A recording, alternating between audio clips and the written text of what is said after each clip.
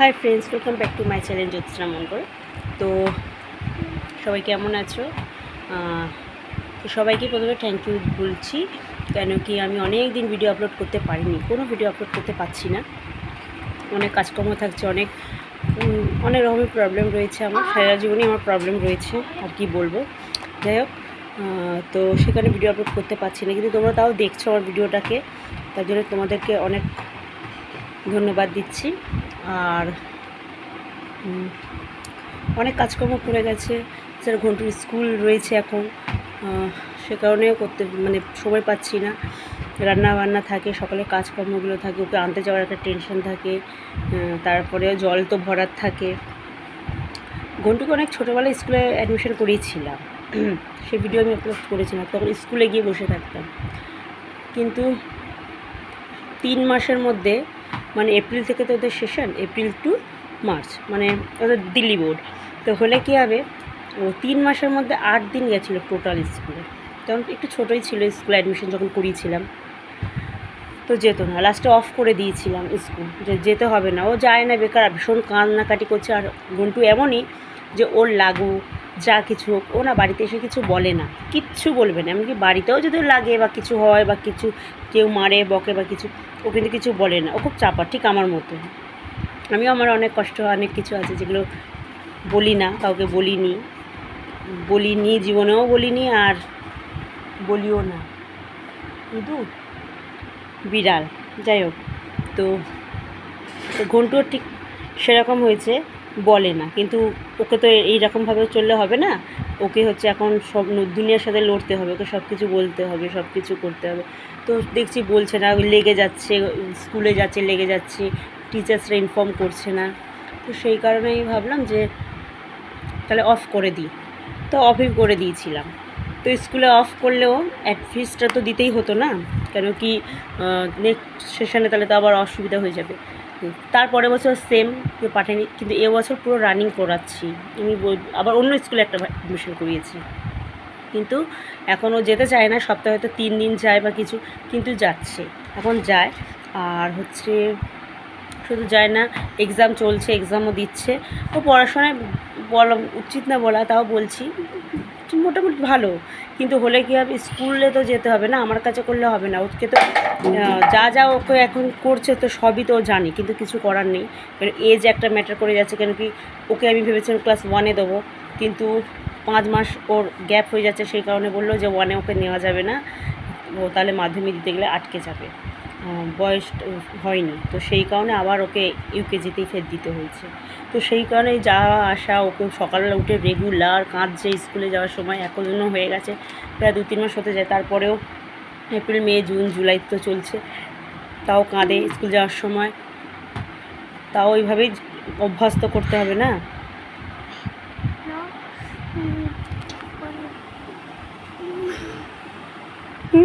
লজ্জা পাচ্ছে।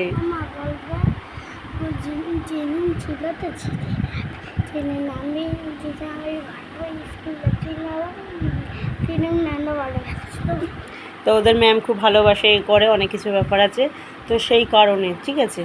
সন্ধ্যে স্কুলে ছিলাম সেদিন আমি কাঁদিনি। আচ্ছা, ও এখন হেসে একদিন স্কুলে গেছে, কারণ কি ছুটি যেহেতু ছিল, প্রায় সামার ভ্যাকেশন যেটা গেল, তো ও বলেছিল কদিন পরে যাব বলে, তারপর বেশ অনেকটা মাস, 1.5 মাসের মতো প্রায় ছুটি ছিল। তো সেই 1.5 মাস বা 1 মাস 10-12 দিনের মতো ছুটি ছিল। তো ওকে বলেছিলাম ঠিক আছে যাবে, এত অনেক দিন ছুটি দেবো, তারপর যাবে। তো অনেক দিন ছুটি দেওয়ার পরে প্রথম 2 দিন কেটেছিল, তারপরের দিনে যখন যায় হেসে গেছিলো, কেন কি ছুটিটা পেয়েছে। তো আর বুঝতে পারিনি যে এটা ছুটি চলছে স্কুলেরই, তো সেটাই বলছে যে হেসে গেছিলাম। তো তো আজকে মাদের বাড়িতে এসেছি, কিন্তু মাদের বাড়িতে এসেছে কিন্তু বৌদিমণি নেই, পরিও নেই, ঘন্টু একাই খেলছে, কেন কি পরির মায়ের শরীরটা একটু খারাপ। ফুল চালাচ্ছে বলে, ওই জন্য আমি একে সাইকেল চালাচ্ছি, খুব মজা হচ্ছে। তো বলছিলাম তো বলছিল আমি যাবো না, পরি নেই, আমি যাব না। তো আমি বললাম যে না, আমি চলো যাই একটু, মায়ের সাথে তো সারা সপ্তাহে দেখা হয় না, আরে হবেও না, তা সেই আসতে পারি না, সেই কারণে এসেছি আজকে। এইরকম দাঁড়া, খাবো চিপস এখন না, ও চিপস না অন্য কিছু দাঁড়া। এক মিনিট বলে এই চলছে। আর আমারও একটা ভীষণ কাজের একটা প্রয়োজন আছে, একটা কাজ দরকার, কেন কি অনেক প্রবলেম চলছে, সে কারণে একটা কাজ আমাকে করতে হবে। আর একটা বছর সব কিছু ছেড়ে দিয়েছি সংসারের জন্য, বাচ্চার জন্য, বিশেষ করে তো বাচ্চাটার জন্যই আমি ছেড়েছি। কিন্তু বসে থাকলে না কেউ 1 টাকাও তোমাকে দেবে না। তো কী করবো বলো, টিউশনটা করি, তাও আমার মায়ের আশীর্বাদে করতে পারছি। আমার মা পড়ালেখাটা শিখিয়েছিল বলে আজকে বাড়িতে বসে আমি যেটুকুনি যাই করি। সেটাও হতো না, কেন কি বলবো, কিছু আর বলার নেই। এইভাবেই চলতে হচ্ছে, এইভাবে চলছি। জানি না কবে কি ভালো হবে আমার, আমি জানি না আদৌ হবে কি তাও জানি না। যাই হোক, তো একটা ভীষণ কাজের একটা প্রয়োজন আছে। যদি কারোর কাছে একটু কোনো কাজের ইনফরমেশান থাকে না স্কুলে, তো আমাকে অবশ্যই জানাবেন, ঠিক আছে?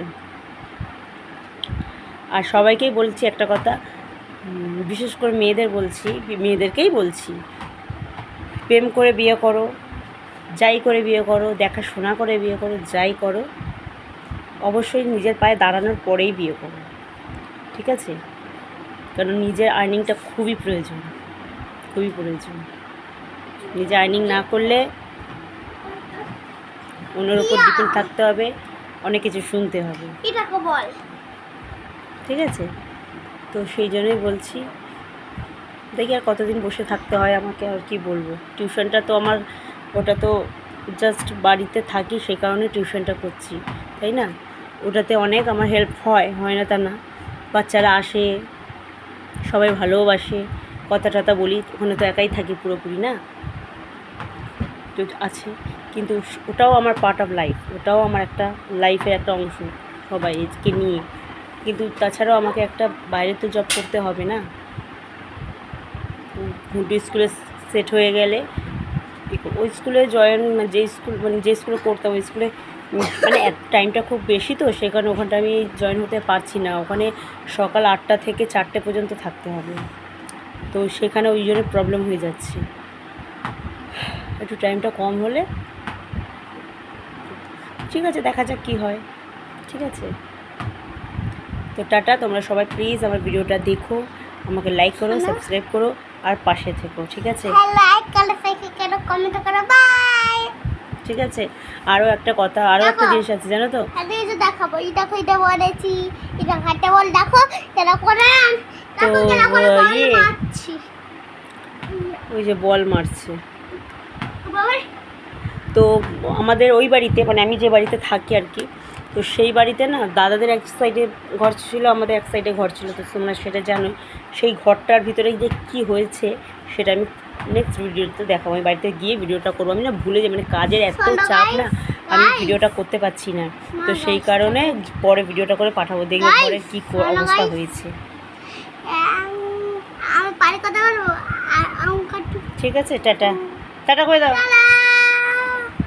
ঠিক আছে, টাটা। অবশ্যই আমার ভিডিওটাকে লাইক করো, ঠিক আছে, সাবস্ক্রাইব করো, প্লিজ আমার পাশে থেকো। আমি আমার সমস্যা আগেও বলেছি, এখনও বলছি, আমি আমার যে প্রবলেম, আমি কাউকে কিছু বলতে পারছি না, পারিও না, পারবও না, অনেক রকম ব্যাপার আছে, ঠিক আছে? তো তার মধ্যে থেকে তোমরা আমার পাশে থেকো, ঠিক আছে?